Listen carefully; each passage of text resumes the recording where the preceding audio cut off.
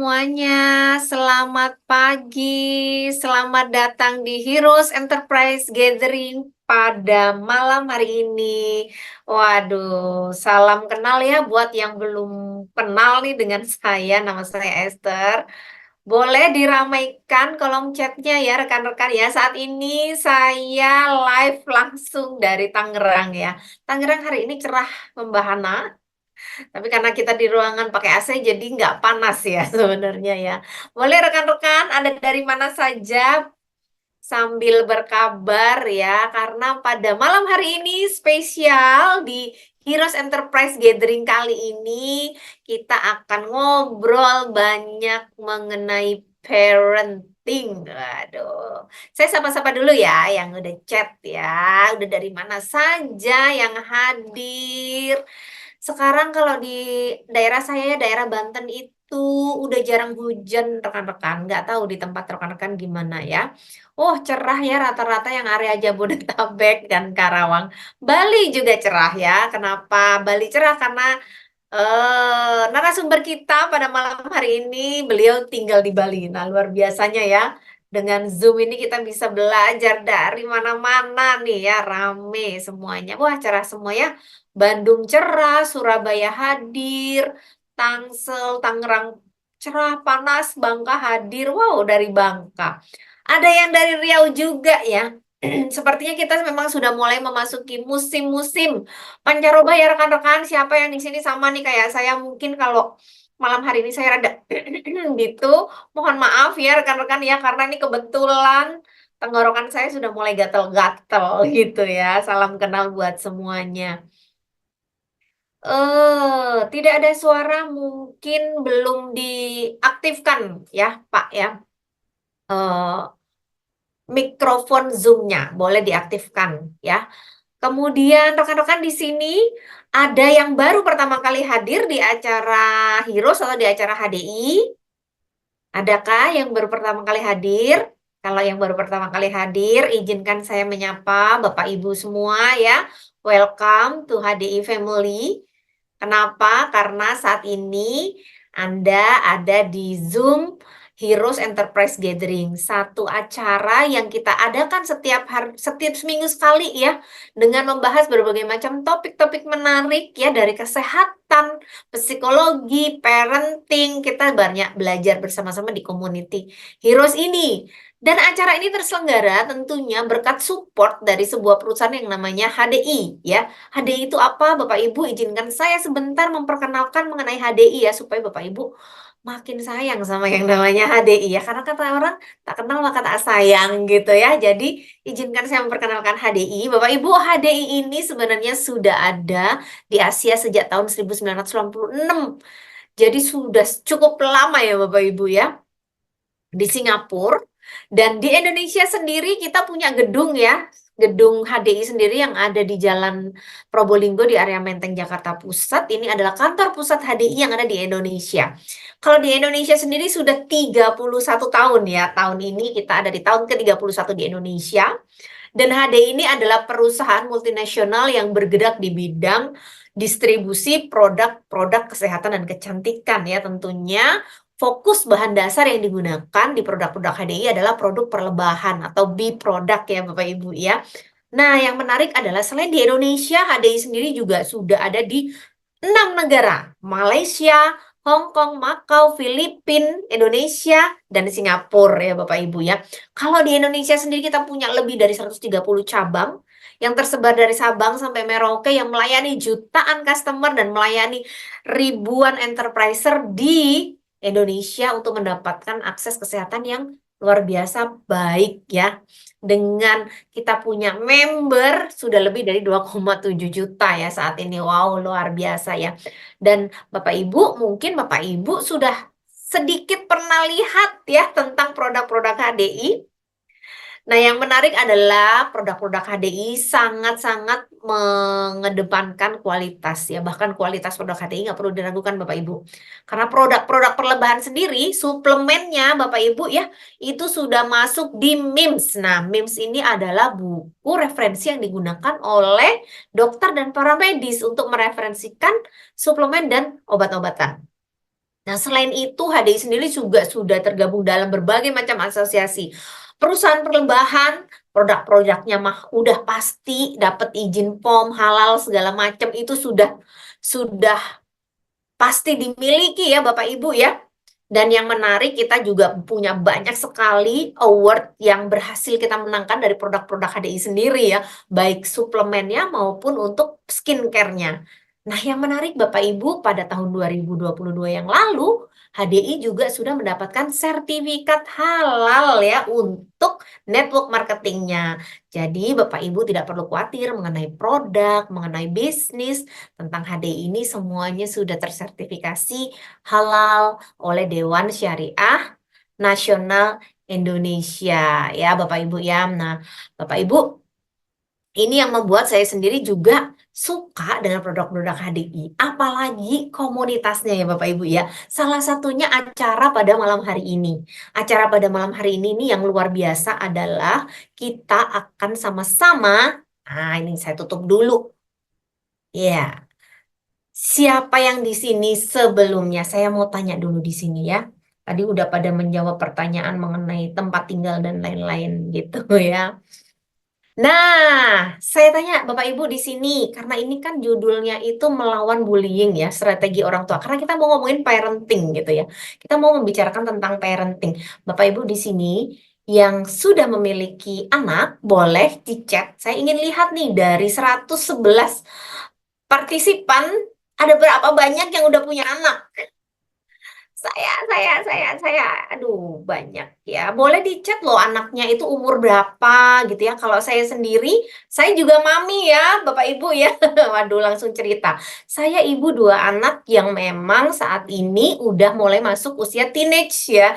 Jadi 11 tahun dan 13 tahun. Dua-duanya cowok. Jadi aku benar-benar struggle dan mengalami pergumulan yang luar biasa masalah topik malam hari ini.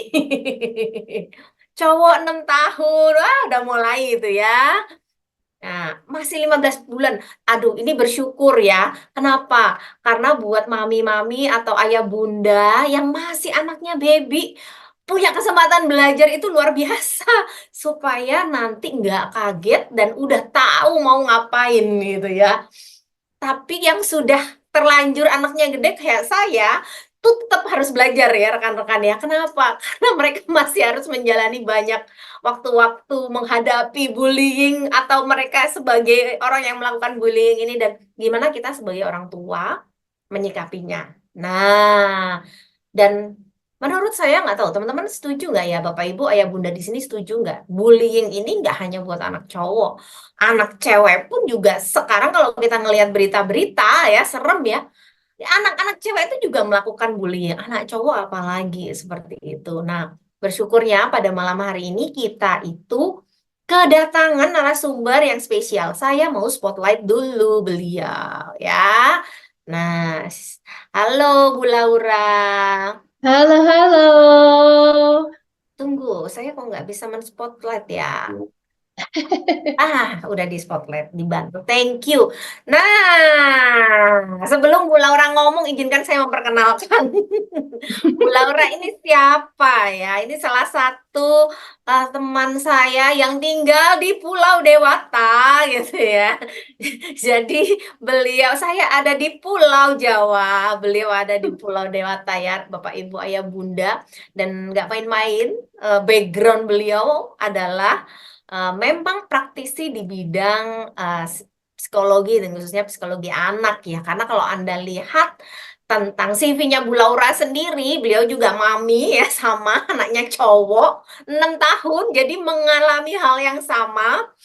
Beliau memang sudah mengenyam banyak sekali pendidikan tentang psikologi, kemudian juga di nurture and play practitioner. Jadi memang udah kerjaannya, upek-upeknya ya Bu Laura ya, yang mengenai tentang pertumbuhan dan perkembangan anak-anak, bahkan termasuk salah satu topik yang akan kita bicarakan pada malam hari ini, yaitu tentang bullying.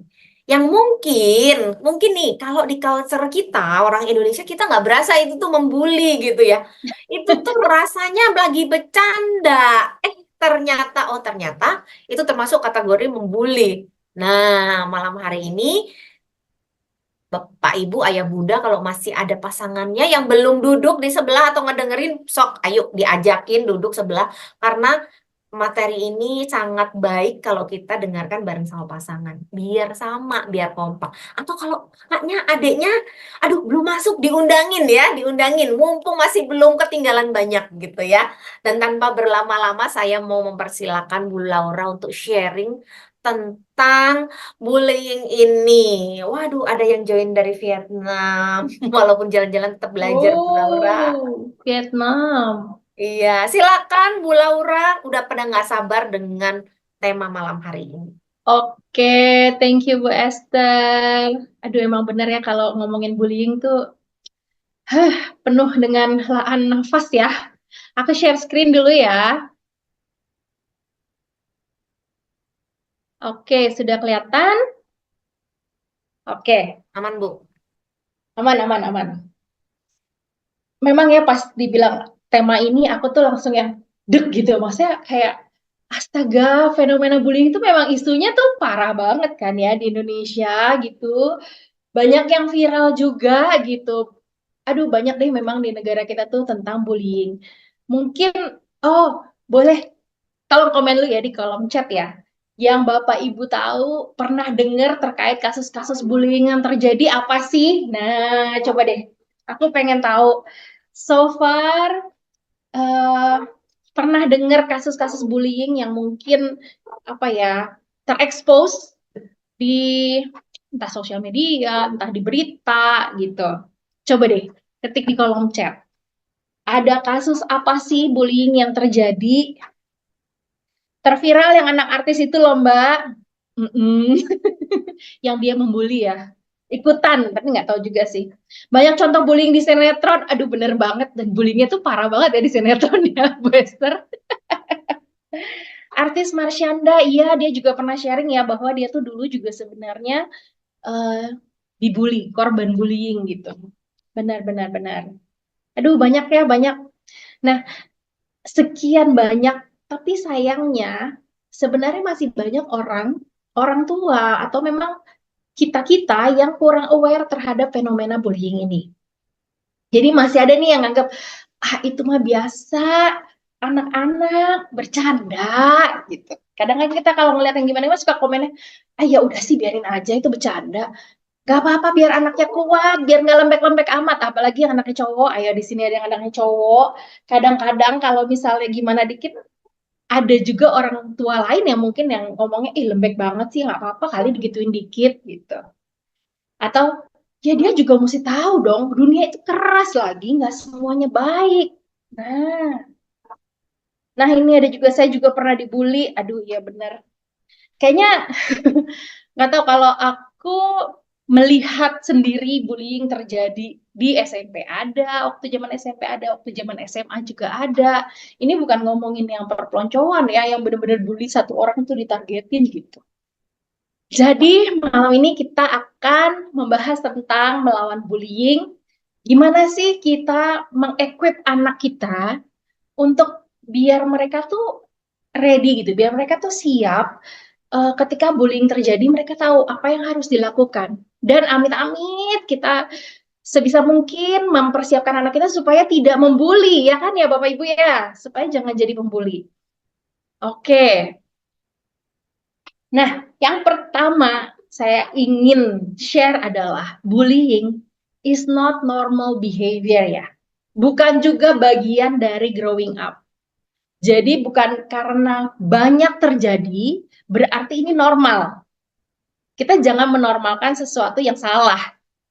Karena bullying itu bahasa Indonesia apa ya? Perundungan. Nah, banyak kasus-kasus perundungan ini tuh, aneh ya ngomong perundungan, bullying aja ya.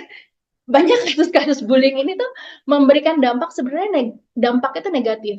Dan jangka panjang dampaknya. Bukan hanya korban, tapi sebenarnya pelaku juga terkena, terdampak. Kalau korban ya, korban bisa-bisa dia jadi ada anxiety, kecemasan. Kalau lagi mau bersosialisasi, berinteraksi, dia ada kecemasan. Tingkat percaya dirinya jadi semakin rendah. Ada loneliness, kesepian. Terus mungkin kalau yang sekolah jadi nggak mau sekolah, mendadak menghindari sekolah, mendadak nggak mau makan, mengurung diri sendiri di rumah gitu. Bahkan ada juga tendensi jangka panjang bisa jadi depresi. Ada yang self harm, bahkan ada juga loh kasus-kasus yang ternyata menjadi bunuh diri. Jadi kita nggak bisa nganggap enteng. Dan sebenarnya pelaku pun juga punya dampak negatifnya loh. Mereka kan cenderung agresif terus. Mereka coping mekanismenya kalau kesel, kalau apa, semua cenderung agresif. Dia menggunakan kekerasan untuk dapat power, dapat kekuasaan. Terus uh, makin terkikis ya kemampuan berempatinya. Makin nggak bisa berempati terhadap sesama. Terus kalau udah kayak gitu, biasanya jadi berpotensi untuk terpapar sama yang namanya narkoba. Bahkan kalau dianggap ini biasa ya, kegiatan maksudnya bullying ini biasa buat dia, dikhawatirkan menjadi berpotensi melakukan tindakan kriminal di masa depan.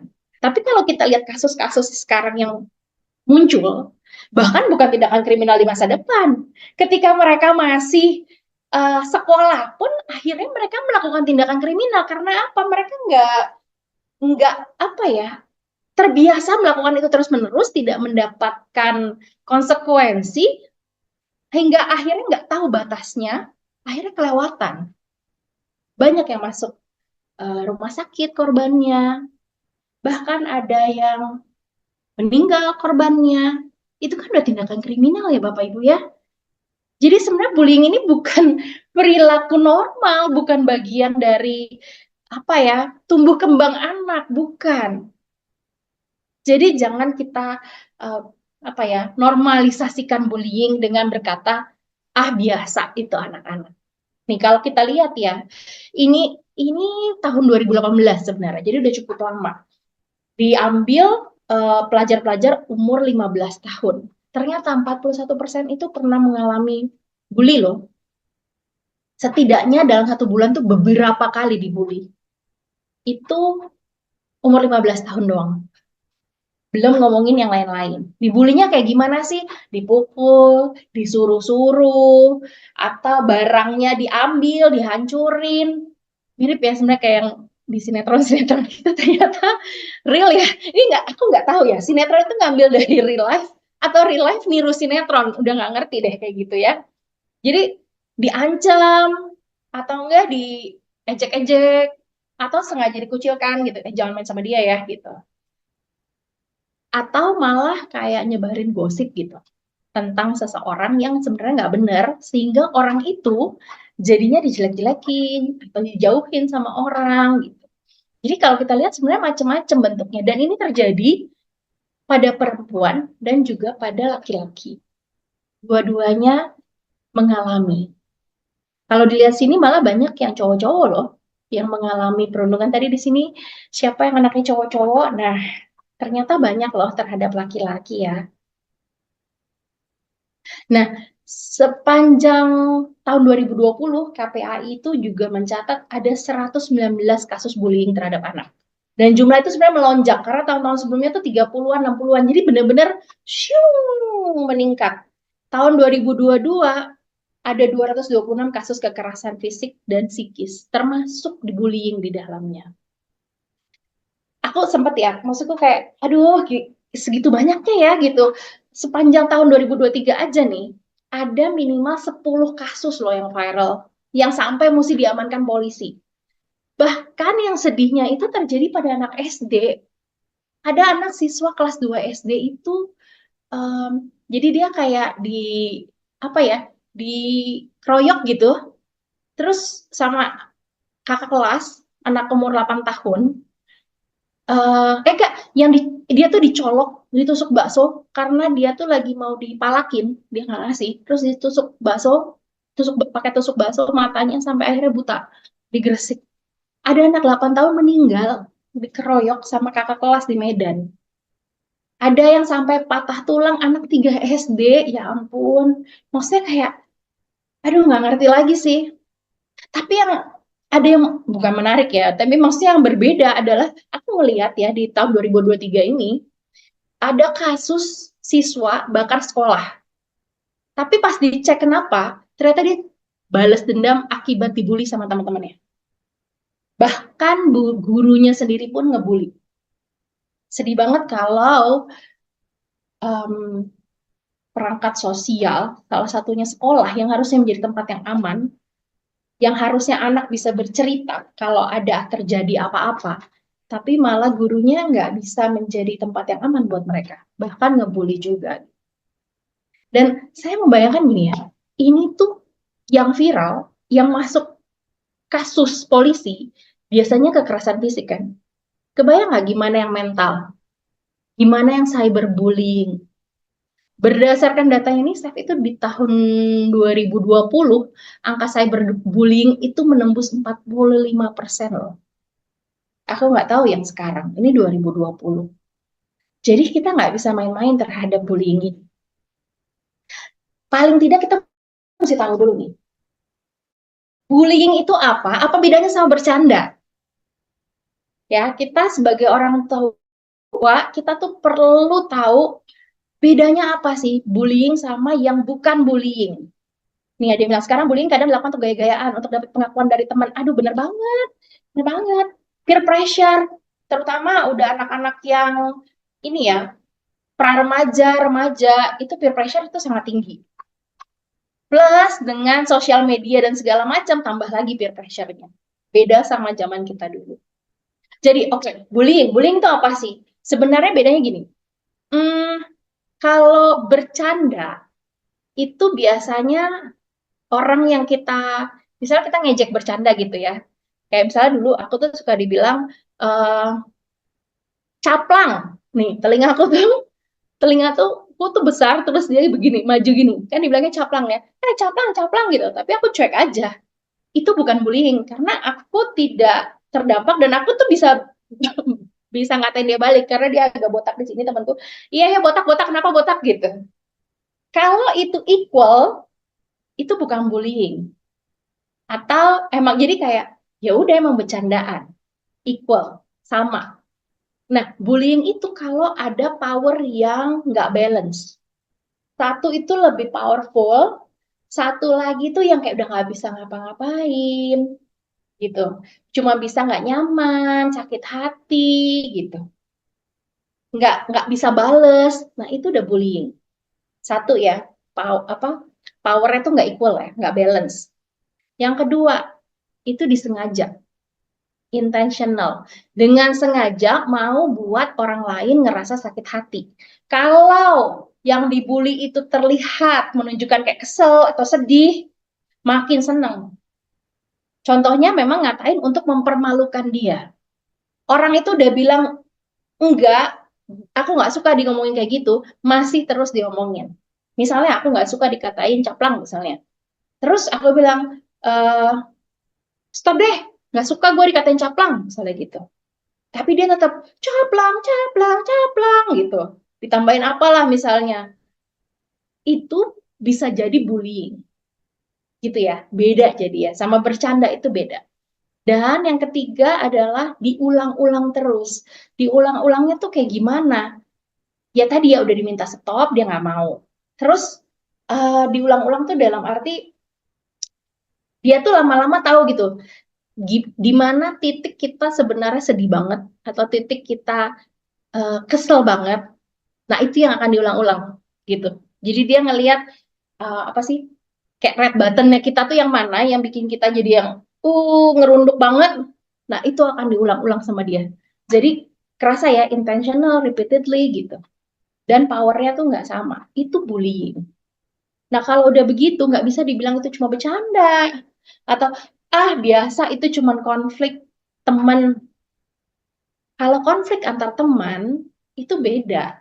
Sama-sama bisa menyelesaikan dan bahkan dampaknya positif. Konflik antar teman itu membuat anak-anak kita bisa belajar gimana menghadapi konflik dengan benar. Jadi dampaknya positif.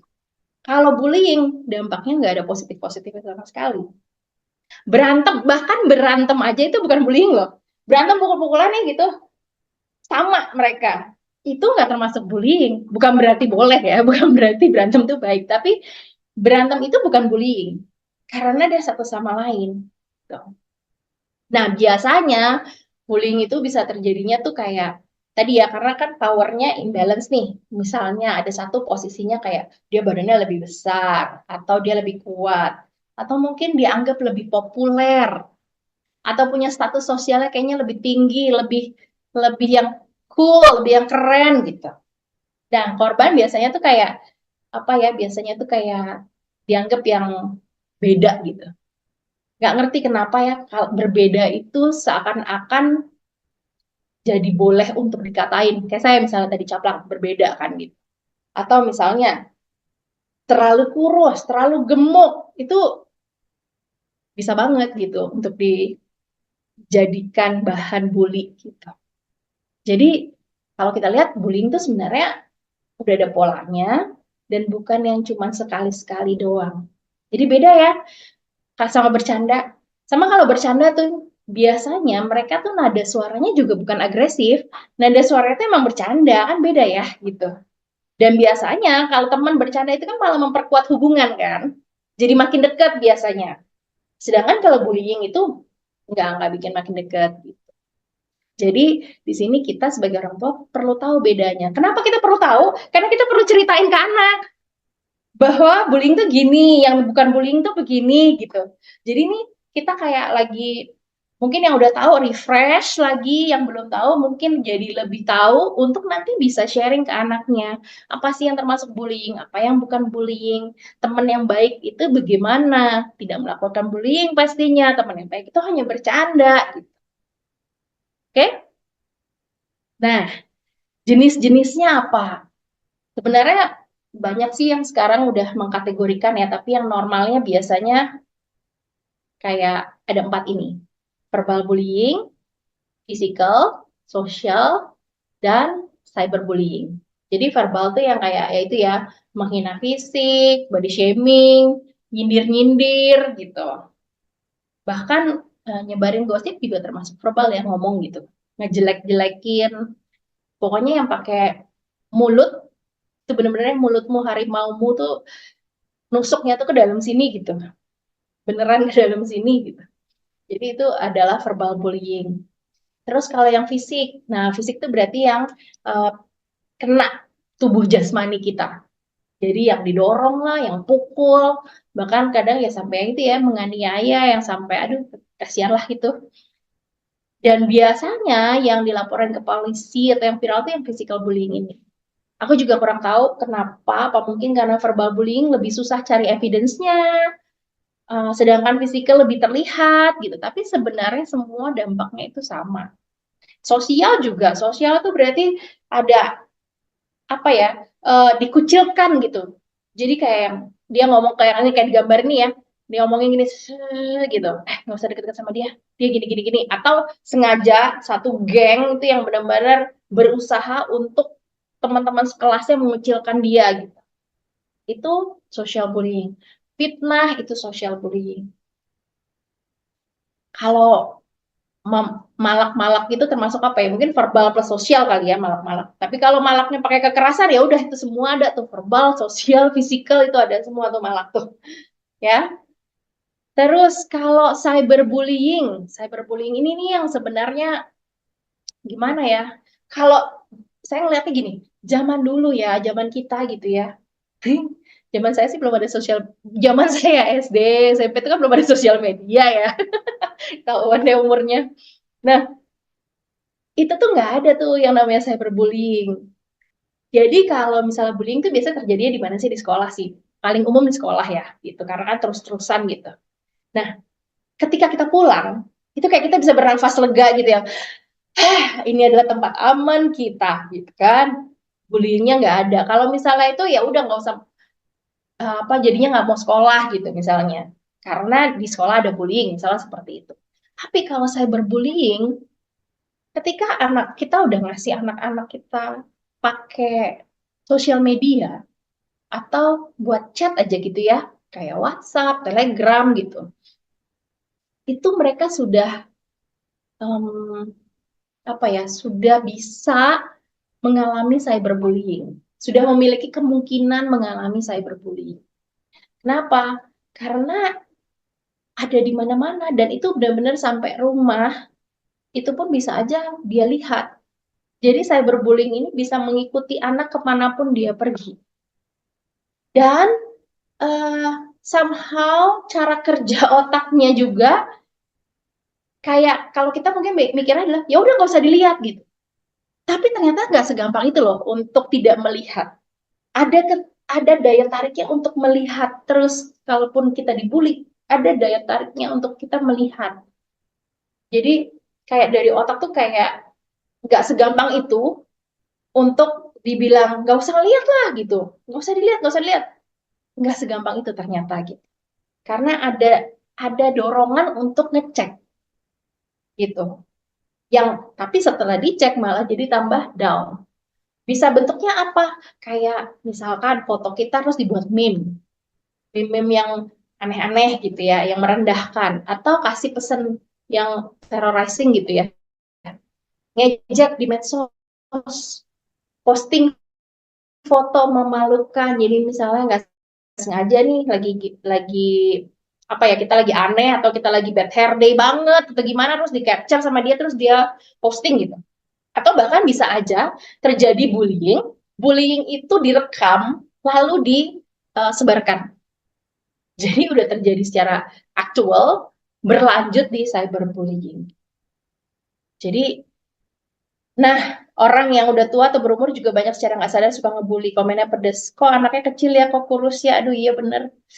Itu dia tuh, memang mungkin ada culture kita di bangsa Indonesia, komen tentang fisik. Itu kayak udah ada culture yang harus kita putus sebenarnya. Dan itu mulai dari kita sih, dari orang tua sih sebenarnya. Nah, ketika peristiwa bullying terjadi, siapa aja sih yang terlibat di dalamnya? Tentu aja ada pelaku, ada korban, ya kan? Nah, yang bisa jadi korban tuh biasanya kayak gimana sih? Ini biasanya ya, basically sebenarnya siapa aja bisa jadi korban sih, gitu. Apalagi dengan adanya cyberbullying ya, artis pun gampang banget jadi korban cyberbullying. Itu gampang banget. Jadi siapa aja bisa. Tapi biasanya suka ada tipikal-tipikal korban tuh yang uh, ciri-cirinya tuh kayak kurang pede atau mungkin kesulitan untuk punya teman, jadi kurang bergaul lah gitu ya. Terus yang tipenya nggak berani ngomong, nggak berani ngelapor, apa-apa disimpan gitu, nggak berani dia ngomong. Atau mungkin ada, aku pakai tanda kutip ya, kekurangan atau berbeda. Aku pakai kutip ini semua karena ini di mata si pembulinya. Misalnya secara fisik, yang tadi ya mungkin terlalu kurus, terlalu gemuk, segala macam gitu. Atau bentuk tubuh yang berbeda gitu. Ini yang kegedean lah, ini yang kekecilan lah, kesipitan lah, ketembeman lah, apalah semua itu bisa dijadikan alasan buat si pembuli ya gitu. Atau berbeda, misalnya punya minat yang berbeda, misalkan cowok tapi mainnya boneka misalnya. Kalau anakku sih nggak apa-apa ya, tapi ada juga lah yang menganggap bahwa akhirnya dikata-katain misalnya, anak cowok sukanya warna pink. Ini saya ngomong anak saya ya, anak saya suka banget pink gitu. Tapi dia juga suka biru gitu. Ya warna itu kan netral ya, tapi untuk beberapa orang itu bisa menjadi bahan untuk ngebully gitu. Jadi itu tipikalnya lah ya, atau biasanya tuh yang marginal gitu loh. Marginal tuh apa ya bilangnya, ya yang misalkan kondisi misalnya sosial ekonominya lebih di bawah yang kayak gitu-gitu, atau misalnya anak yang adopsi misalnya, dia nggak punya ibu nggak punya bapak ya gitu-gitu, itu bisa juga loh dikata-katain gitu. Nah, kalau pelaku atau bully biasanya tipikalnya kayak gimana sih? Biasanya tuh kurang empati orangnya, terus merasa superior atau puas kalau ngeliat orang lain susah. Jadi ada apa ya, ada kesenangan tertentu kalau ngelihat orang lain tuh kayaknya sedih, marah, atau ya gitu susah gitu tuh mereka senang gitu, puas. Gampang marah atau impulsif. Jadi dia tuh nggak bisa regulasi emosinya sebenarnya. Ada kekurangan di situ, nggak bisa regulasi emosi. Jadi kayak ngiri atau frustrasi itu udah bisa langsung dia keluarin, lash out aja dengan cara ke orang lain gitu. Terus bisa juga cari perhatian. Bullying tuh bisa juga loh, bully itu karena dia cari perhatian.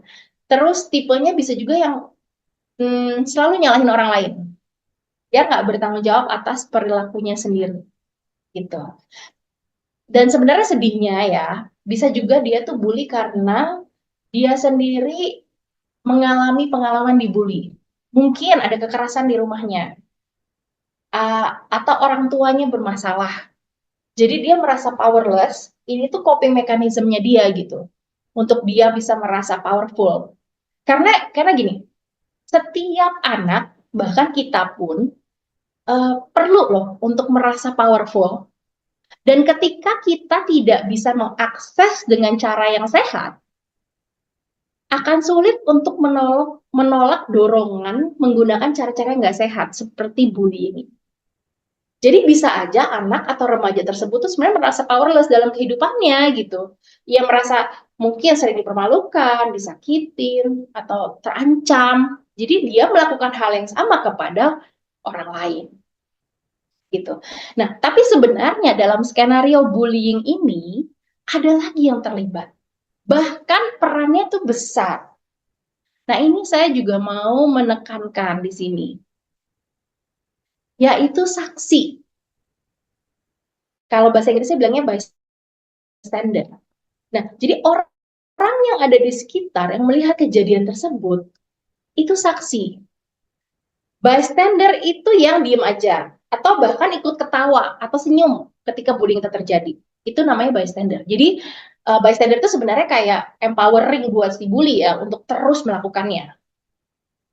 Sedangkan kalau upstander, itu melakukan sesuatu untuk menghentikan atau menenangkan korban, bantu ngelapor. Pokoknya dia tuh kayak uh, berpihak pada korban, bukan pada pelaku. Itu yang namanya upstander. Ini nanti kita akan bahas lebih banyak di sini. Kenapa? Karena perannya sangat besar untuk melawan bullying, si upstander ini.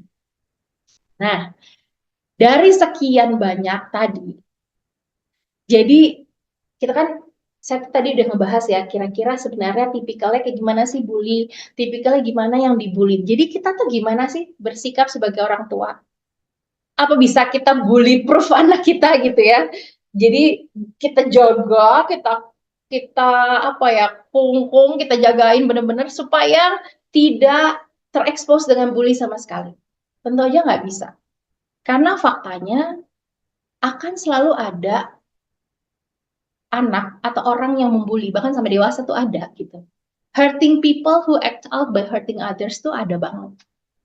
Karena mereka sendiri hurt di dalamnya, nggak apa ya, tidak mendapatkan uh, solusi, tidak tahu bagaimana cara mengelola rasa sakitnya, akhirnya dia coping mekanismenya adalah dengan menyakiti orang lain. Dan anak kita bisa aja ketemu sama mereka. Jadi sebagai orang tua tujuan kita tuh bukan untuk mengisolasi anak, tapi gimana untuk dukung mereka bisa mengembangkan awareness, kesadaran terhadap, oh ini bullying, ini bukan. Dan mereka punya keterampilan yang dibutuhkan untuk menghadapi bullying. Plus membantu mereka jangan jadi pelaku juga gitu. Karena gini, tergantung dari survei mana yang kita lihat ya. Pokoknya yang saya udah coba cek, antara 40-80% anak sekolah itu mengaku berpartisipasi dalam situasi bullying. Baik sebagai pelaku, korban, ataupun saksi ya. Jadi kalau pikir-pikir mungkin ada faktor budaya terhadap perilaku bullying ini. Jadi memang kayak ini tuh masif gitu. Memang harus dilakukan secara komprehensif. Dari sekolah juga, dari masyarakat juga, dari orang tua tentunya juga. Nah, memang itu bad news-nya ya, bahwa kita nggak bisa menghindari bullying. Tapi good news-nya adalah kita sebagai orang tua, kita bisa loh bantu anak kita untuk punya keterampilannya. Paling tidak punya keterampilan yang dibutuhkan untuk menghadapi perilaku bullying ini. Dan juga untuk supaya mereka nggak jadi pelaku bullying. Kita akan lebih fokus di situ. Karena kalau ngomongin bullying itu luas banget ya. Ya kan Bu Esther ya, bisa sampai berjam-jam gitu. Jadi saya mungkin nggak terlalu fokus ke yang dibulinya, tapi bagaimana kita menghadapi kalau kita melihat, atau jangan sampai anak kita jadi pelakunya. Nah, strateginya apa sih? Di sini ada 6 strategi. Yang pertama tentunya be a great role model. Ini gampang dibaca tapi tidak mudah dilakukan ya. Be a great model in what you say and do gitu. Jadi kita perhatikan juga cara kita bercanda, Bapak Ibu. Kita bercandanya kayak gimana? Terutama sama anak kita. Maksudnya eh, kita tuh kalau bercanda sama dia tuh menghargai nggak sih kalau dia udah nggak mau, masih kita terusin nggak sih? Contohnya aja, ketika kita bercanda kelitik-kelitik misalnya. Kan kita happy banget ya kalau dia kegelian gitu, oh, harusnya udah, tapi kita masih terus gitu. Hati-hati, itu kan berarti kita tidak respect dengan ketika dia bilang say no kan gitu. Jadi penting untuk menjadi role model uh, respectful relationship baik terhadap anak maupun terhadap orang lain. Jadi kalau kita sering pakai kekerasan atau kita sering pakai power untuk kontrol anak kita, hati-hati karena mengkisi mengkido ya, mereka juga bisa melakukan hal itu ke anak lain. Karena yang mereka tahu adalah untuk mendapatkan apa yang mereka mau adalah dengan power. Aku harus punya power. Itu. Ada penelitian yang, maksudnya makin banyak penelitian yang menemukan bahwa disiplin secara fisik itu berhubungan dengan peningkatan perilaku bullying. Jadi hati-hati dengan metode disiplin yang kita gunakan untuk anak kita. Gitu. Jadi selain itu juga ucapan kita ya, perilaku ucapan kita terhadap orang lain itu akan jadi pembelajaran buat anak. Kita menghargai orang lain nggak gitu. Yang kedua, teach and model empathy and diversity. Maksudnya apa? Kasih pemahaman buat anak bahwa berbeda-beda itu biasa. Tiap orang itu berbeda-beda. Ajar anak untuk bisa menghargai perbedaan. Nggak boleh ngejek gitu, maksudnya kayak apa ya, rasis gitu loh, ngejek ngejek warna kulit gitu. Kadang-kadang kita nggak sengaja sih, mungkin aja nih ya, secara nggak sengaja kita yang, jangan jangan di matahari nanti hitam nanti hitam. Nah itu kan kita kayak masukin ke dia bahwa hitam itu jelek. Nah kalau ditambah dengan dia, misalkan, ini aku ngomong no ya, misalkan ditambah dengan pemahaman bahwa eh, untuk dia mendapatkan sesuatu itu harus dengan power, bisa aja dia jadinya ngatain anak yang kulitnya gelap gitu. Jadi hati-hati juga gitu. Penampilan, nggak boleh ngejakin penampilan gitu. Main fisik itu ya jangan gitu. Terus yang hati-hati juga, kita perlu memperkenalkan anak dengan anak kebutuhan khusus menurutku. Karena terkadang anak kebutuhan khusus itu jadi sasaran bully juga. Jadi kita perlu ngasih tahu bahwa ada macam-macam loh orang di dunia ini gitu. Mungkin ada yang nggak lengkap tubuhnya gitu ya, ada yang cacat gitu. Jadi penting kasih tahu nggak semua anak tuh punya rumah yang aman, punya rumah yang nyaman, bisa beda-beda gitu. Dan kita perlu jadi role modelnya untuk menghargai orang yang berbeda-beda itu. Atau misalnya kalau nggak sengaja mungkin di sekolahnya atau di tempat umum gitu ketemu anak kebutuhan khusus, kita jelaskan itu, jadikan momen untuk menjelaskan ke mereka. Anak itu kenapa, berbeda kenapa gitu. Bisa juga dengan mengikut sertakan mereka ke komunitas di mana mereka tuh bisa berinteraksi dengan anak lain yang berbeda. Jadi kita cari komunitas yang bisa beragam. Yang ketiga, memperkuat rasa percaya diri anak. Nah, kan tadi ya kita lihat beberapa eh, karakteristik untuk supaya tidak dibully ya gitu. Atau misalnya sebagai dia upstander, berarti kan dia harus punya rasa percaya diri dong untuk bisa menjadi upstander atau supaya tidak dibully gitu. Nah, jadi kita tekankan pada mereka bahwa mereka tuh punya banyak kemampuan loh. Gitu. Apalagi kalau misalnya anak yang kebutuhan khusus atau anak cacat, walaupun mereka seperti itu, mereka juga punya banyak keterampilan dan kemampuan yang lain. Jadi ikut sertakan mereka dengan kegiatan keterampilan tertentu sesuai minat anak ya. Kasih les keterampilan kalau perlu gitu. Bukan cuma les pelajaran ya Bapak Ibu ya. Jadi mereka tuh perlu punya sesuatu yang lain di luar pelajaran. Bantu anak untuk sosialisasi, gimana cara berteman, untuk anak SD, untuk anak yang agak introvert, yang mungkin agak susah untuk bersosialisasi atau berteman, kita ajak dia untuk playdate. Kita yang atur dulu playdate-nya gitu. Atau ikut kegiatan di luar sekolah. Nah, kalau memang diperlukan, diskusi dengan pihak sekolah.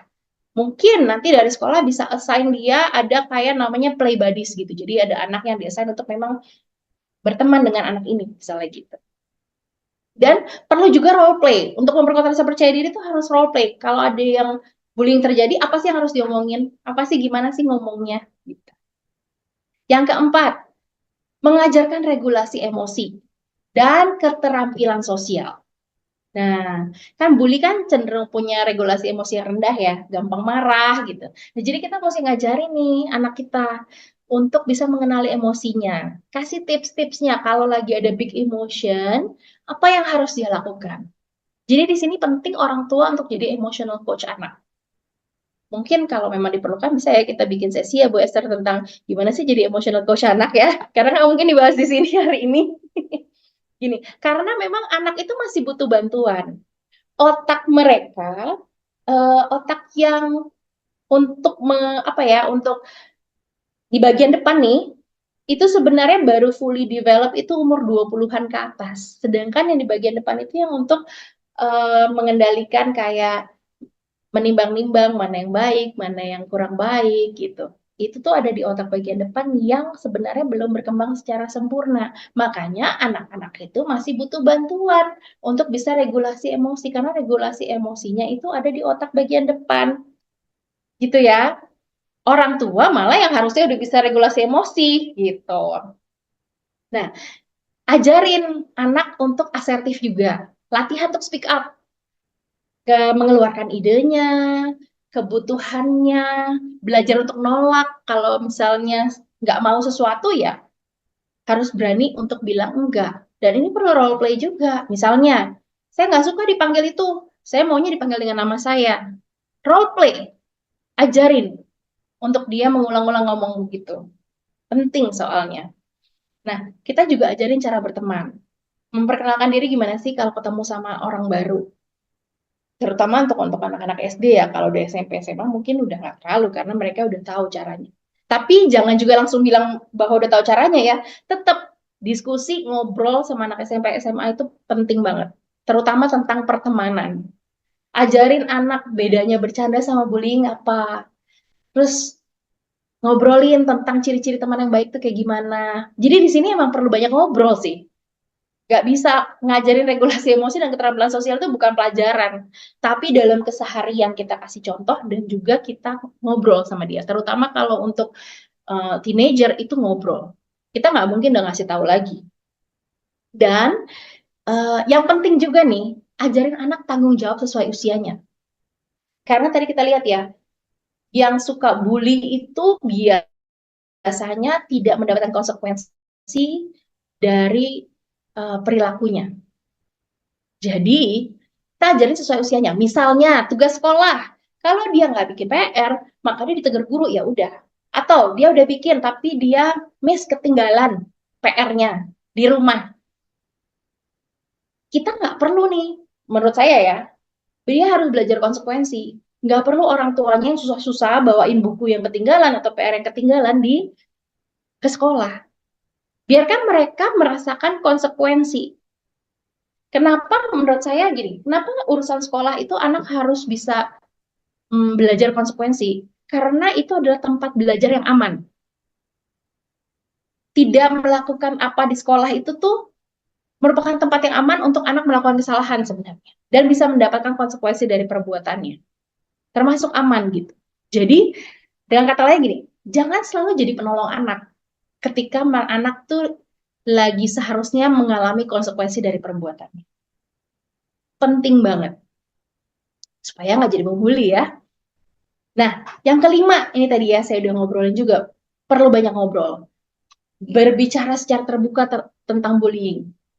Di sini ada nggak orang tua yang membahas secara apa ya, secara sengaja bikin topik pembicaraan terkait bullying atau terkait bagaimana sih berteman yang baik? Boleh deh di chat, aku pengen tahu. Ada nggak ya secara sengaja tuh ngebahas soal ini? Bullying, cyberbullying, gitu. Dibahas gitu.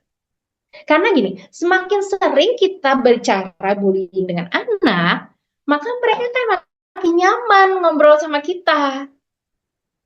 Karena mereka, jadi ketika mereka ngeliat atau mereka ngalami, mereka jadi langsung ngomong sama kita gitu. Jadi dengan pembiasaan itu mereka jadi ngerasa, oh ini adalah part of our daily conversation ya, gitu. Bagian dari obrolan kita sehari-hari ya, bukan sesuatu yang aneh.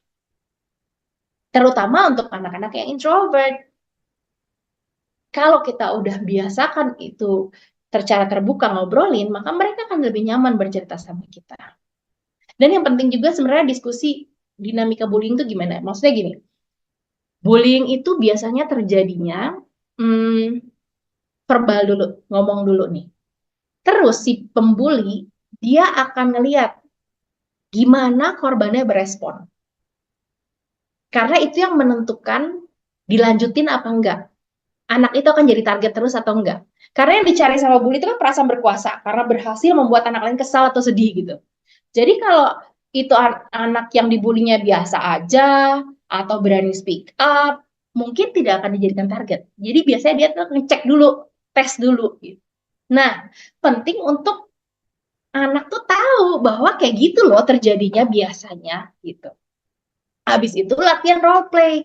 Gimana responnya kalau jadi bullying? Karena gini, penting anak tahu kita tuh nggak bisa kontrol pelakunya, tapi kita bisa kontrol respon kita. Jadi misalnya, ajarin untuk stay calm. Ajarin untuk pede, lihat ke bully, bilang, misalnya contohnya ya, gue nggak peduli omonganmu, gitu. Omongan lu gue nggak peduli, gitu. Terus walk away, pergi, misalnya. Atau, oh gue harus ngelakuin sesuatu yang lain nih, langsung pergi, misalnya gitu. Tapi ajarin anak untuk berani ngomong natap mata si pelakunya. Tuh. Nah, itu perlu role play. Role play sampai dia bisa ngomong dengan pede gitu. Ngomong doang nggak bisa, harus dicobain ya. Terus ajarin juga kalau nggak perlu malu untuk ngerasa takut terhadap bully itu. Jadi gini, kadang-kadang kita tuh sebagai orang tua suka maksudnya membesarkan hati, tapi kita ngomongnya tuh gini, ya elah gitu doang nggak apa-apa lagi itu gitu. Maksudnya tuh membesarkan hati. Kamu lawan aja, misalnya gitu. Maksudnya membesarkan hati. Tapi kalau memang anak merasa takut, kita terima dulu rasa takutnya bahwa itu wajar, nggak apa-apa, boleh merasa takut, nggak usah malu kalau kamu takut gitu. Jadi eh, apa ya, biarkan anak merasa nyaman dengan perasaannya dia gitu. Kalau dia diakui perasaan takutnya, dia akan lebih mampu untuk berespon lebih tepat. Karena kalau misalnya kita misalnya bilangnya nggak usah takut lah begitu gitu, itu kan nggak diterima rasa takutnya. Dia terlalu sibuk untuk berpikir, oke, okay, gue nggak boleh takut, gue nggak boleh takut gitu. Daripada berpikir respon apa yang seharusnya lebih tepat untuk dia lakukan. Jadi nggak apa-apa, terima aja gitu. Dan nggak apa-apa kalau merasa takut. Habis itu menghindar, minta bantuan orang dewasa itu nggak apa-apa. Kita mesti biasakan ke anak itu seperti itu. Dan kalau udah mulai pakai sosmed, review sama-sama tiap hari. Tapi sikap kita bukan yang kayak ini ya, detektif ya, tapi kita lebih ke ya ingin tahu aja gitu dan suportif, pakai humor juga gitu. Tanyakan perasaan mereka. Kalau ada interaksi tertentu gitu ya di sosmed, menurut kamu gimana gitu. Ajarkan internet dan sosmed safety. Minggu depan kayaknya ada yang menarik sih terkait sama sosmed nanti ya. Aku nggak mau spill sekarang. Biar Webster spill nanti. Tapi sangat berkelanjutan dengan ini. Ya. Terus yang terakhir, stay connected dan listen to your child. Kadang-kadang ini susah, apalagi kalau kitanya sibuk, kita punya waktu cuma sedikit, kita kerja, atau kita pun udah capek gitu. Maksudnya secara mental pun kita yang lelah ya. Kalau kita lagi lelah mental agak susah memang untuk bisa connected dan mendengarkan anak dengan rasa ingin tahu dan terbuka. Penuh empati itu emang agak susah gitu. Tapi eh, prioritasin deh relasi dengan anak. Biasakan punya komunikasi yang terbuka.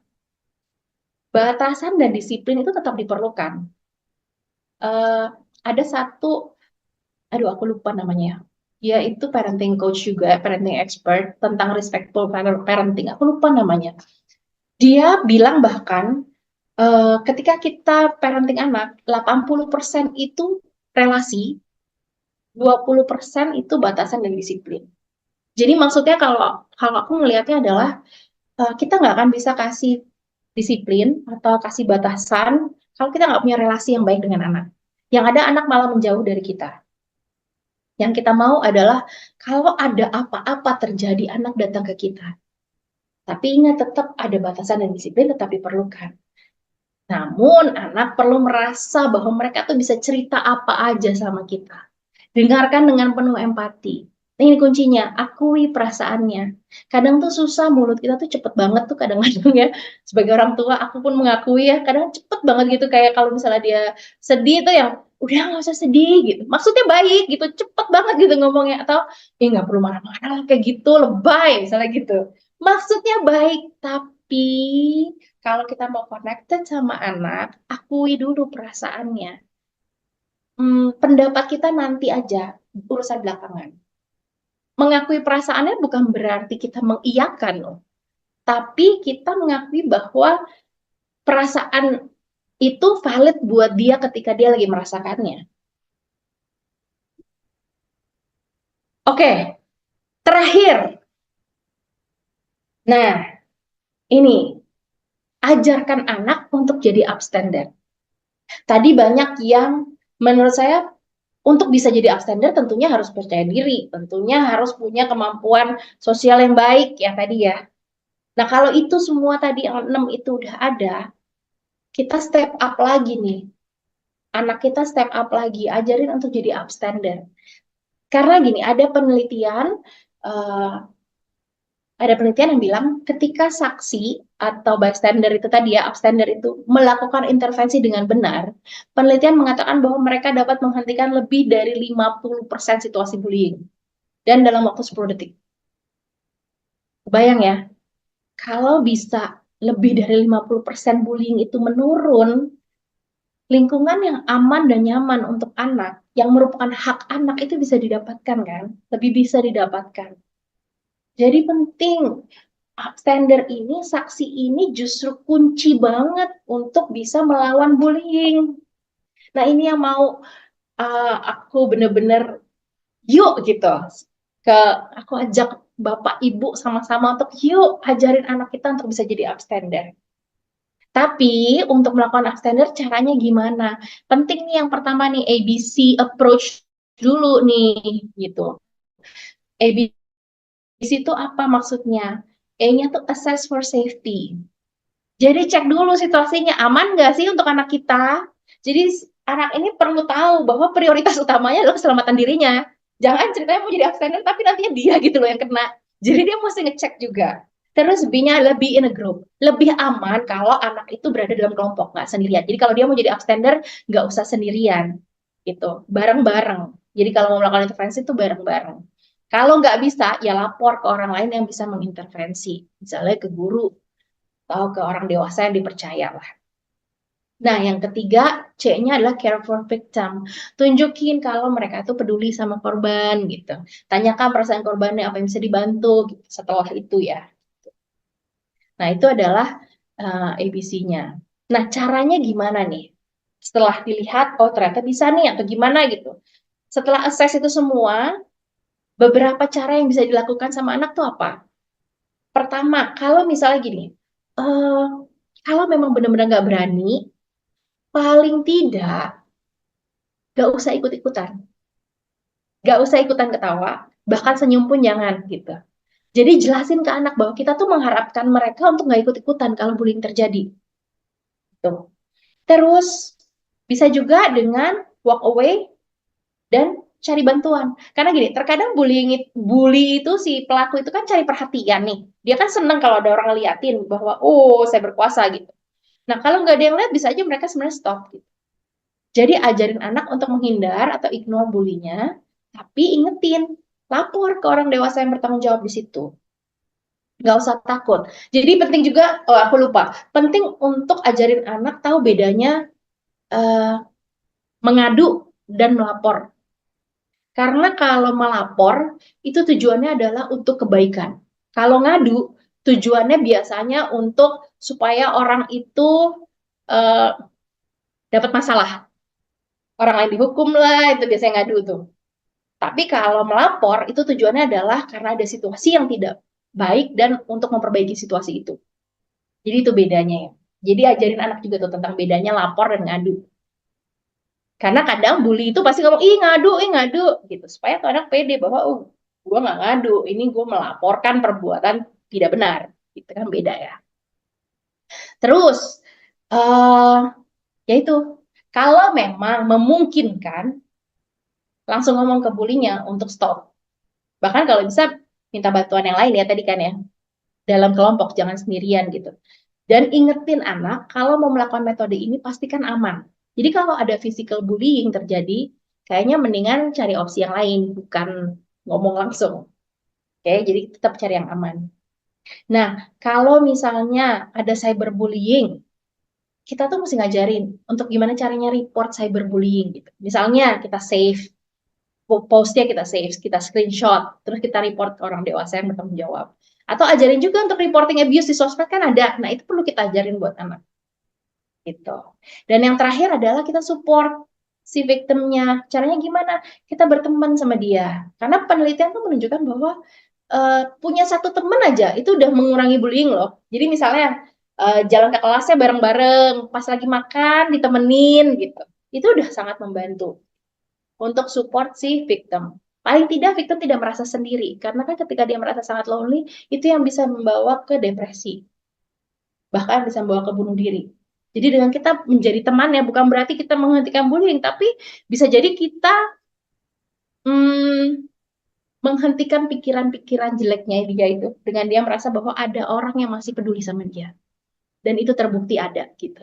Bahwa anak kita menjadi teman dia, itu menjadi bukti bahwa dia itu masih diperhatikan. Tuh.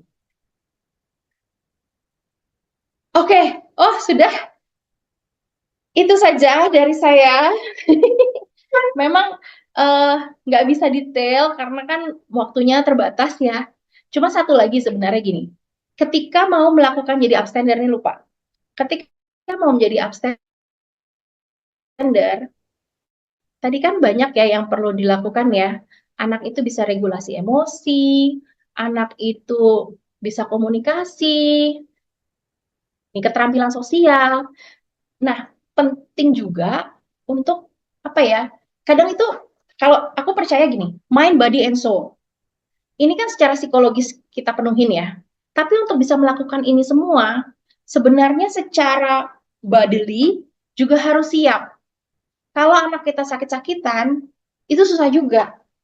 Kalau anak kita misalkan eh, emang apa ya, susah untuk, karena kan ada Lemes, yang kecenderungan susah untuk mengontrol emosi gitu. oh, Ada sebenarnya loh em, makanan-makanan yang membantu untuk mengurangi hal tersebut. Misalnya kalau anak yang terlalu aktif atau gimana gitu kan kita kurangin coklat misalnya. Nah, harusnya tuh ada juga loh makanan-makanan yang bisa membantu untuk emosinya itu jadi lebih stabil. Sebenarnya sih kayak gitu ya. Nggak tahu gimana Bu Esther? ya. Aduh, saya ngedengerin materinya gemes ya, Bapak Ibu semua ya, karena memang ini nih, dan saya dapat banyak insight baru nih Bu Laura ya, karena ya ini sebenarnya kan materi yang biasa kalau psikolog menghadapi anak-anak bullying pasti ini yang perlu dilakukan ke victim, tapi memang yang kita sebagai orang tua juga, justru kita itu terletak di bagaimana jadi pencegahnya, kan kalau bisa jangan jangan sampai itu terjadi bullying itu. Dan aku Ya, setuju sama Bu Laura tadi ya, emosi anak, terus kondisi fisik anak itu tuh sangat-sangat mempengaruhi jadi bullying atau enggak. Anak yang misalkan capek, gampang marah, itu juga iya, jadi memicu. Makanya teman-teman, kalau udah ngomongin emosional itu nggak bisa dipisahin sama kondisi fisiknya, gitu ya yes. Bu Paula ya.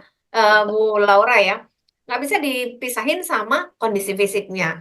Dan tentu saja kalau di HDI itu kita punya banyak sekali suplemen yang di bisa kita berikan kepada anak-anak kita gitu ya. Mungkin aku share sedikit ya rekan-rekan ya. Kalau di HDI itu suplemen yang bisa kita berikan buat anak atau makanan tambahan yang bisa kita berikan buat anak-anak kita itu ada honeybee pollen ya. Honeybee pollen ini yang untuk dari kecil sampai umur 5 tahun bisa. Kemudian kalau madu ini udah pasti aman karena ini juga energi ya, sumber energi dan dia menjaga daya tahan tubuh supaya anaknya nggak gampang sakit. Karena kalau anak gampang sakit, badannya lemes, ketemu istilahnya bukan lawan ya, ketemu teman yang lebih power, badannya lebih gede, ya dia jadi insecure juga bisa gitu ya. Dan ada kids tree juga. Nah, kalau kids tree ini boleh dari 2 tahun sampai 12 tahun. Kalau yang udah mulai teenage gimana nih? Teenage tentu butuh polenergi ya, udah bisa pakai yang polenergi rekan-rekan. Dan yang menarik adalah produk-produk HD sendiri itu sudah HD itu punya tagline, punya eh, pilihan bahwa produk-produknya itu ANSA. ANSA itu alami dan ilmiah. Jadi udah banyak diteliti gitu ya. Bipolen itu dia akan membantu banyak sekali misalkan di mata, di stamina tubuh, di sel-sel tubuh, bahkan ini juga membuat anak-anak kita lebih punya daya tahan tubuh yang baik ya. Kemudian juga punya karena gini, Bipolen juga banyak vitamin yang ke syaraf, ke otak. Itu juga banyak membantu di emosionalnya juga. Ketika kita aja ya, rekan-rekan ya, sebagai orang dewasa aja ya, kalau kita udah capek itu bawaannya tuh kepengen marah, bener nggak? Kalau kita udah capek bawaannya kepengen, udahlah nggak enak, omongan ini nggak enak, gara-gara capek. Jadi capek itu ujungnya banyak gitu ya. Dan HDI sendiri tuh banyak ya, nggak cuman produk anak tadi ya, bahkan ada Royal Jelly-nya, bahkan ada body care-nya ya. Nanti rekan-rekan yang ingin tahu lebih banyak bisa menghubungi sama rekan-rekan yang mengundang di acara malam hari ini. Lalu kita juga ada skincare-nya ya, Bapak Ibu ya, yang kalau misalkan teman-teman em, bisa mencoba ya skincare kita di event-event base skin kita di Base Skin Sanctuary gitu ya, atau di Experience Day di kota-kota terdekat. Luar biasanya adalah base skin kita ini dari Korea Selatan dan six core antioksidan, punya antioksidan itu 6. Nah, sambil menunggu Bu Laura menjawab begitu banyak pertanyaan gitu ya, karena pembahasannya seru banget. Nanti mungkin Bu Laura bisa pilih beberapa pertanyaan, dan saya izin untuk berbagi ya buat rekan-rekan di sini yang mungkin sudah mencoba produk HDI gitu ya, tetapi masih masih mengeluarkan pengeluaran ya dari konsumsinya. Sebenarnya kita itu bisa konsumsi produk HDI itu gratis. Nah, siapa yang mau nih? Itu yang saya mau sharingkan sebentar ya, Bapak Ibu ya, rekan-rekan ya. Kenapa? Karena, nah kita ketika punya kartu HDI atau sudah bisa login ke akun HDI atau jadi member HDI, ini saya perlu sharing ya bahwa kita itu punya member benefit sebenarnya. Member benefitnya apa kalau saya punya member HD? Kalau misalkan belum, Anda boleh langsung chat yang mengundang Anda untuk dibantu dibuatkan gitu ya. Kalau kita sudah punya membernya HDI atau Anda sudah bisa login ke akunnya HDI dengan ID Anda sendiri, maka sebagai konsumen, Bapak Ibu, rekan-rekan semua punya benefit apa? Yang pertama, nah, Anda bisa mendapatkan nektar ya. Apa sih nektar itu? Nektar itu voucher belanja ya. Bahkan semua new member ya di bulan Mei dikasih voucher belanja Beskin 65.000 gitu ya. Nah, ketika kita melakukan pembelanjaan nih, kayak bulan ini ya, lagi ada promo Nektar. Apa promonya? Setiap belanja 1 juta, Anda dapat voucher cashback 100.000. Belanja 1,5 juta, dapat vouchernya 200.000. Nah, Nektar 200.000 ini Bapak Ibu bisa pakai untuk pembelanjaan selanjutnya. Nah, ini kalau Anda punya akunnya HDI. Kalau nggak punya, ya mohon maaf, HDI nggak bisa memberikan nektar ini ke akun Anda gitu ya. Bahkan kita juga punya fasilitas nih kalau punya member HDI. Apa sih fasilitasnya? Subsidi ongkir ke seluruh Indonesia. Ya, luar biasa loh. Dari 20.000 sampai 70.000 ya subsidinya ya. Terus Anda bisa konsultasi dengan dokter-dokter HDI, karena kita punya medical consultant di seluruh Indonesia, baik untuk kesehatan maupun kecantikannya boleh free ya, nggak perlu bayar ya. Jadi bisa dimanfaatkan. Lalu HDI itu setiap bulan punya promo-promo bulanan yang tentunya luar biasa ya, rekan-rekan ya. Ini udah jadi fasilitas member. Kalau nggak punya member, nggak bisa dapetin promo. Karena apa? Karena dijatah tiap member itu ya, dijatah dapetin promonya. Jadi nggak bisa pakai member aku, nah nggak bisa ya, nggak bisa dapat promo. Nah yang luar biasanya Bapak Ibu, kalau misalkan Anda mau berbagi dengan teman, dengan saudara, maka HDI juga memberikan benefit sebagai seorang seller. Mau berbagi dengan eh, keluarga kita supaya sama-sama sehat ya. Subsidi ongkir pasti dapat gitu ya.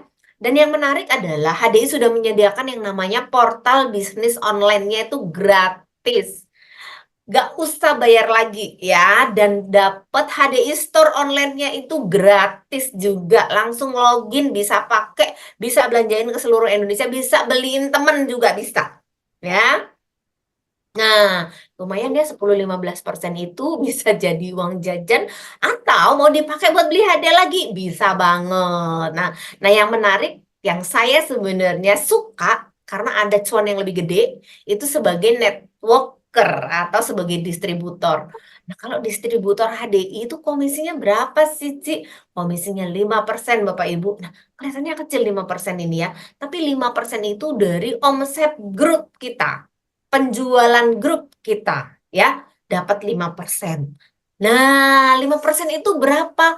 Kelihatannya 5% lebih kecil dari 10%. Tapi yang luar biasanya di 5% ini terjadi yang namanya power of networking. Ketika satu orang ajak satu aja Bapak Ibu ya, itu hasilnya bisa banyak sekali. Ya, misalkan bulan pertama saya ajak kakak saya atau adik saya join dan konsumsi produk HD karena pengen sehat keluarga. Nah, di bulan kedua, saya sama adik saya ajak lagi satu temennya. Maka di bulan kedua kita ada 4 orang enterpriser di jaringan kita. Di bulan ketiga, kalau 4 orang ini ajak satu, ada 8.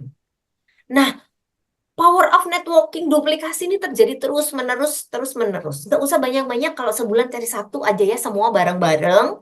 Maka di bulan ke-6 itu kita bisa ada 64 orang loh yang sama-sama konsumsi HD sehat bareng-bareng.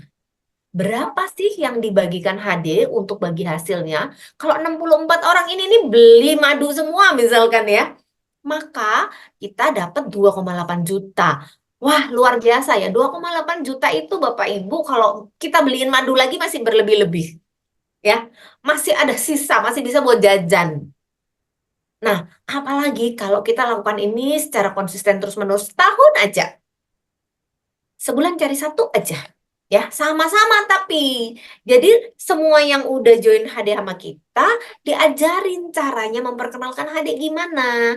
Diajarin ngajak temennya gitu ya. Dari 64 ini kalau ngajak satu jadi 128 loh. 128 jadi 256, 256 jadi 512, 512 jadi 1024, 1024 jadi 2048. Dalam bulan ke-12 kita bisa punya 4.000 customer atau member di jaringan HD kita dan itu semuanya tercatat di portal kita. Kalau 4.000 itu semua belanja ya, maka kita dapat bagi hasilnya itu 184 juta per bulan. Wah, lumayan ya. Aduh, Ci, tapi banyak banget. Iya deh, kalau nggak 4.000 itu belanja 10% aja rekan-rekan. Yang belanja tiap bulan, nah ganti-gantian gitu ya. 10% aja, 10% aja kita masih bisa dapat 18 juta. Nah, luar biasa ya power of networking ini. Selain income bulanan, rekan-rekan juga bisa dapatin yang lain ya. Rekognasi, cash award, training and business consultation. Jadi bisa konsultasi bisnis gratis. Nah, yang menarik adalah bisa jalan-jalan dalam negeri dan luar negeri free gitu ya. Terus ada royaltinya juga. Ya, royalti itu jadi kayak bonus tahunan. Ya. Kemudian kesejahteraan dan kesehatan tentunya yang jadi benefit utama. Kenapa kok jadi sehat? Karena kita tiap bulan makan produk HD nggak usah keluarin budget lagi. Kita bisa beli HD dari komisi yang sudah diberikan oleh HDI sama kita. Sehingga kita punya kualitas kesehatan yang jauh lebih baik. Nah, ini yang sebenarnya Bapak Ibu bisa dapatkan kalau sudah punya membernya HDI. Nah, kalau belum punya gimana? Yuk, langsung hubungin orang yang mengundang Anda. Simple banget, cuma 5 menit ya. Kasih foto KTP, login di akunnya, isi datanya, selesai gitu ya. Langsung Anda bisa masuk ke akun HDI, bisa belajar semua portalnya di sana komplit. Kalau mau tahu lebih jauh gimana menjalankannya atau gimana benefitnya, Pak Ibu nanti bisa datang di seri khusus ya namanya Hero Startup. Hero Startup ini akan berbagi tentang member benefit lebih detail dan bagaimana mendapatkan potensi dari member HD itu semua gimana ya. Hitung-hitungan bagi hasilnya gimana, Ci? Tenang, ada Commission One Plan, satu training yang khusus dibuat untuk bahas komisi bagi hasil sama HDI Anda akan dapatkan apa aja itu ada di sana semua. Nah, itu yang menarik yang kita bisa dapatkan ya, luar biasa. Nah, kalau saya lihat ya ini ya, dilihat-lihat udah banyak sekali ceritanya, curhatnya gitu ya. Nah, ini mungkin Bu Laura udah siap mungkin saking banyaknya. Kayaknya kita nggak bisa jawab semua deh, Bu. Boleh dipilih 3 aja yang Iya, nggak kira-kira bisa ya. paling mewakili ya, Bu Laura ya. Berapa yang bisa aku pilih? 3 Tiga? boleh. Dikit banget ya. Oh, kurang ya. Ya nanti Oke, kita lihat waktunya ya, Bu ya. gimana ya? Eh, Gini, tadi ada yang nanya terkait sama kalau ngegeng-ngegeng, hasut-hasut itu termasuk bullying nggak? Iya, itu termasuk bullying ya, gitu. Terus ada beberapa tadi yang terkait sekolah dan pendidik gitu. Nah, bingung kewalahan karena orang tua tuh nggak kerja sama lah gitu ya. Berarti istilahnya Hmm, orang tuanya mesti ikut ini berarti ya. harusnya diundang ya di Harusnya HED diundang nih orang ya. tuanya ya. Nah, mungkin yang bisa kita lakukan adalah bikin program-program bully prevention di sekolah. Waktu saya masih aktif di Jakarta, saya sering banget tuh ke sekolah-sekolah dan memang ngasih ke anak-anaknya. Bahkan dari kelas 3 SD, sebenarnya termasuk bully prevention, tapi kita ngajarin tentang friendship dulu gitu. Jadi sempat tadi ada yang nanya ya, ngajarin anak tentang bullying itu dari kapan? Kalau misalnya balik lagi kita lihat strategi, berarti itu kan dari mereka kecil ya, dari mereka preschoolers juga udah ya. Karena um, membangun rasa percaya diri mereka, membangun mereka untuk bisa bersosialisasi dan lain-lain itu dari kecil gitu. Dan mulainya berbicara mengenai pas udah masuk TKB, kelas 1 kan udah banyak nih ketemu teman-teman ngomongin tentang friendship gitu. Berteman itu seperti apa, teman yang baik bagaimana gitu. Perilaku anakku aja sekarang kelas 1 SD udah aku ajak ngobrol soal bullying. Paling gampang tuh pakai buku, Bapak Ibu. Ya. Cari buku atau cari eh, Story ya, klip-klip, storytelling iya, ya. storytelling, Hmm. pakai klip-klip di YouTube gitu, terus kita bahas misalnya itu tuh banyak kok tentang bullying gitu. Nah, jadi dari rumah seperti itu. Nah, kalau dari sekolah bikin program-program bully prevention, bisa juga peer mediation, bisa juga peer counseling gitu. Nggak bisa saya bahas dalam di sini, tapi itu salah satu yang bisa dilakukan dari pihak sekolah gitu. Intinya memang sekolah perlu concern ya Bu ya untuk bikin program Halo, awareness ke siswa, awareness ke orang tua, awareness ke gurunya halo. juga, bener ya? Loh, dan bikin, iya benar, bikin buat orang tua juga. Jadi buat anak-anaknya dapat, pokoknya juga biroku juga bikin buat orang tua gitu. Jadi orang tuanya dapat, nih anak-anaknya tuh diajarinnya kayak gini-gini gini loh. Orang tua nanti Oh. support begini-begini begini ya gitu.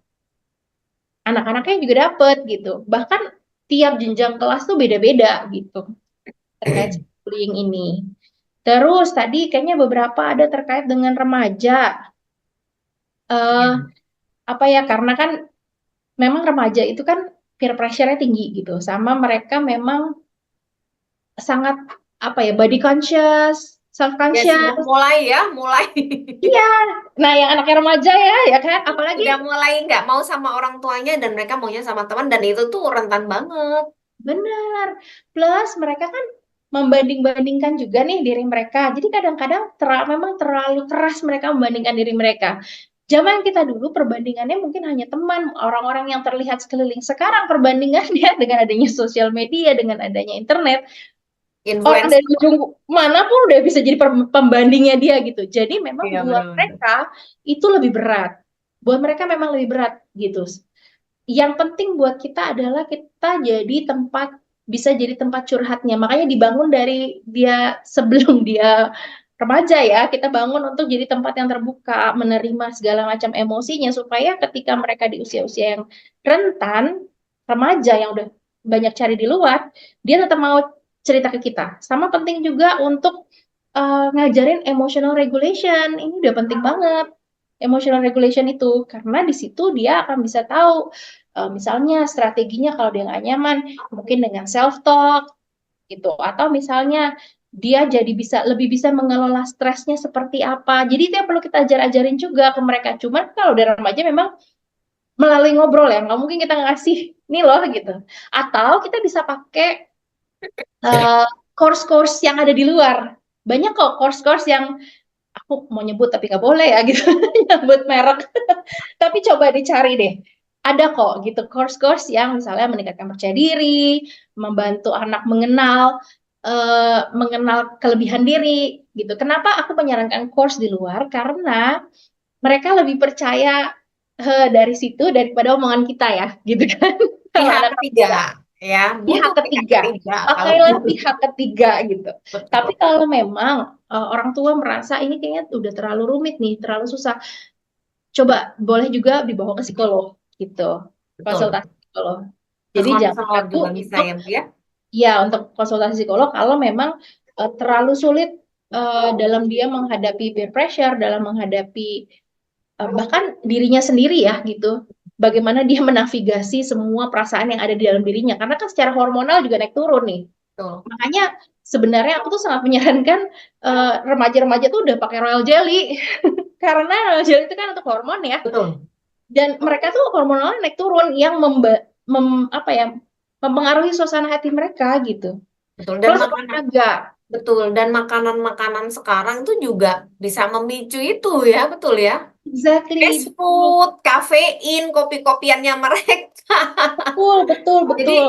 itu tuh memang holistik, nggak bisa cuman secara psikis, tapi dari Betul, betul. jasmaninya kita juga perlu perhatiin ya, Bu Laura ya. Kalau Betul. udah ngomongin, aduh, memang Betul, seru. betul, betul. Betul. Dan hati-hati ketika kita ngobrol sama mereka, jangan kesannya kita telling gitu loh. Jadi ajak mereka diskusi. Menurut kamu gimana gitu? Kalau misalnya kayak gini nih enaknya gimana? Dan hindari kita membanding-bandingkan dia dengan orang lain. Kenapa? Karena mereka sendiri udah membandingkan diri mereka. Jangan ditambah-tambahin lagi gitu. Walaupun mungkin maksudnya baik, itu sih itu aja bisa gitu. Jangan ya ada kata-kata kayak gitu. Karena buat mereka itu pun udah berat menavigasi kehidupan remaja yang sekarang itu. Ini Itu ya. kayaknya kita memang ini ya serunya di Heroes. Kita itu masih banyak banget apa ya pembahasan yang bisa kita ulik ya sebenarnya dari bullying aja ini nanti anak-anaknya banyak gitu kan. Banyak, Bu. Dari kesehatannya juga nanti banyak misalkan kesehatan hormon remaja. Aduh, apa yang terjadi dengan tubuh mereka, apa yang terjadi sama emosionalnya mereka. Makanya Bapak Ibu, rekan-rekan, pastikan ya kalau ada acara HEG wajib ikut. Termasuk kesehatan-kesehatan loh. Saya sendiri itu sering cerita sama anak-anak, ini loh, Mama lagi dengerin tentang diabetes. Supaya mereka itu ngedenger kalau banyak makan begini-begini tuh endingnya jadi begitu. Bener ya, Bu Karena ya? perlu pihak ketiga yang ngomong ya, bukan kita. Kalau mamanya yang Apalagi ngomong, udah para ah, remaja-remaja mama ya. ngomong terus gitu. Tapi kalau yang ngomong, itu yang ngomong Bu Dokter. Nah, itu mereka, Betul. oh seperti itu. Nah, kita bersyukur sebenarnya ya Bapak Ibu semua ya di HEG ini kita berusaha untuk kasih topik-topik obrolan itu tuh yang update gitu ya, yang benar-benar dibutuhkan. Jadi kalau misalkan Bapak Ibu rekan-rekan semua nih ada topik-topik menarik yang pengen dibahas gitu ya di HEG, sok boleh apa boleh langsung chat ke kami boleh di sini, chat di sini boleh, atau nanti bisa kasih masukan ke rekan yang mengundang supaya itu juga bisa kami jadwalkan buat acara-acara HEG yang selanjutnya nih. Karena Bu Laura nyambung nih ya sama dengan kepusingan kita sebagai orang tua zaman sekarang, zaman now gitu ya. Betul. Kalau udah pusing masalah kesehatan mereka, udah pusing sama kesehatan kita, udah pusing apa hormonalnya mereka, kita itu mau nggak mau juga harus memasuki eh, zaman yang media sosial, kemudian informasi itu tuh bener-bener nggak ada filter gitu ya, bener-bener bebas milih, gampang banget di-download, gampang banget dilihat. Benar. Dan kadang kita orang tua juga clueless ya, karena mereka lebih pintar dari kita. Gimana dong, Bu? Betul, betul banget. Itu yang saya alami gitu ya. Karena baru seminggu ini nih, saya juga baru baru ngadepin gimana anak saya konflik sama temannya masalah game dan aku nggak ngerti yang mereka omongin. Apa itu? Jadi untung ya suami saya ngerti tentang itu dan itu tuh harusnya gini gini gini. Aku nggak ngerti, bener-bener aku nggak ngerti mereka itu ngomong apa dan solusinya gimana. Saya suruh selesaiin karena sampai orang tuanya ikut chat ke saya masalah itu. Jadi teman-teman, rekan-rekan, ini saya sekalian spill tadi soalnya Bu Laura udah keceplosan nih. Minggu depan akan hmm, ada yang menarik lagi ya di HEG ya minggu depan. Nah, siapa yang di sini kan ini sebagian besar pasti punya anak ya, bener ya? Ada yang tadi anaknya masih balita, ada yang anaknya udah mulai agak gede. Kalau saya anaknya udah mulai remaja, udah tambah pusing karena anaknya tambah pinter gitu kan. Nah, minggu depan Heroes Enterprise Gathering ini spesial mau ngasih tips and trick tips and trick ngontrol gadget anak gitu ya. Dibawakan oleh Pak Irwan Sumoharjo ya. Ya, aku nggak Siapa tahu sih itu? namanya. Ini salah satu orang yang sangat membantu saya dalam mengawasi karena jujur eh, kita sebagai orang tua itu tuh mau nggak mau suka nggak suka harus belajar yang namanya gadget. Nggak bisa, aku nggak ngerti. Itu nggak bisa kayak gitu. Karena kalau enggak, ya itu mereka lebih pintar dari kita. Kecepatan mereka itu tuh bisa lebih cepat. Nah, ini memang kebetulan ya saya share sedikit. Pak Iran Sumoharjo ini suami saya. Dan kami memang punya apa ya, dua anak laki-laki gitu ya, yang memang udah kalau sama gadget itu tuh ya ampun ya, kayaknya semua anak-anak sih sebenarnya ya. Jadi ada beberapa trik yang ternyata kita itu bisa lakukan loh sebagai orang tua untuk ngontrol mereka, untuk tahu apa yang dia lihat, untuk tahu gitu ya. Nah, itu tuh yang besok mau di-share sama Kak Irwan. Jadi ini mungkin nggak banyak ngobrolnya, tapi mungkin akan lebih banyak praktek minggu depan. Jadi dicatat ya, Jumat tanggal 24 minggu depan jam 7:30. Kalau bisa bapak-bapaknya ikut deh. Kalau ibu-ibu ya, kok kayaknya jujur saya sendiri kalau ngikutin saya rada-rada lola gitu ya kalau gitu. Tapi Harus kalau bisa juga sih. oh iya memang, tapi nggak gampang Bu Laura. Tapi kalau bapak-bapak, laki-laki tuh biasanya lebih lebih cepet ya kalau untuk masalah yang gini-gini. Jadi bisa Yes. diajak, tapi kita mami-maminya juga bisa, tapi anak-anaknya kalau bisa jangan ikut ya. Karena ini rahasia orang tua, jangan sampai mereka tahu, kita tahu rahasia mereka gitu ya. Jadi kalau pas nonton ini, anak-anaknya suruh keluar dulu gitu ya di dalam kamar. Karena nanti kita akan sama-sama klak klik, ngulik bareng bagaimana tips and trick mengontrol mengontrol gadgetnya ini. Ya teman-teman ya, gimana supaya kita bisa shutdown gadget mereka automatically, gimana kita supaya memprotek, gimana kita termasuk sampai TV-TV, karena kan sekarang semuanya udah smart ya, smart TV, smartphone gitu. Ya kita nanti bisa sharing sama Ko Irwan, kalau bisa ya dibawa full baterai semua dan full kuota semua. Jadi bisa langsung praktek. Itu itu yang tadi mau kita spill ya Bu Laura ya. Dan eh, minggu depan bisa diajak ya. Mungkin yang belum kenal HDI pun boleh ya ikut acara Heroes Enterprise Gathering ini. Ya, jadi buat rekan-rekan teman-temannya yang, aduh, aku belum kenal HDI, sok boleh ya. Sekalian kita ngumpul-ngumpul bareng, ngobrolin hal-hal yang positif. Kan kalau kayak gini kita juga jadi tahu ya, ternyata itu ada yang namanya bullying tuh kayak gitu. Saya juga baru tahu. Nah, minggu depan kita akan bahas itu dan nextnya akan ada banyak topik-topik lain di HEG yang kita siapin ya di HEG selanjutnya. Mungkin kami juga mohon maaf ya Bu Laura ya nggak bisa semua pertanyaan dijawab saking Hmm. serunya tentunya case by case ini akan berbeda-beda tiap kasus ya. Yang penting kita itu sama-sama belajar terus ya Bu Laura ya. Coba diterapkan dulu deh yang strategi itu. Biasanya metode parenting kita berubah bisa jadi berubah anaknya gitu. Betul, betul, betul. Dan andaikan salah pun nggak usah yang gimana banget gitu ya. Kita sama-sama berproses dan belajar bareng-bareng dengan keluarga kita, jadi keluarga-keluarga yang lebih kuat ngelawan bullying juga ya. Thank you buat semua rekan-rekan yang udah join. Kita ketemu lagi buat minggu depan. Thank you juga buat Bu Laura udah Thank sharing you. sesuatu yang berharga. Dan jangan bosen terus ngumpul di HEG minggu depan. Oke? See you.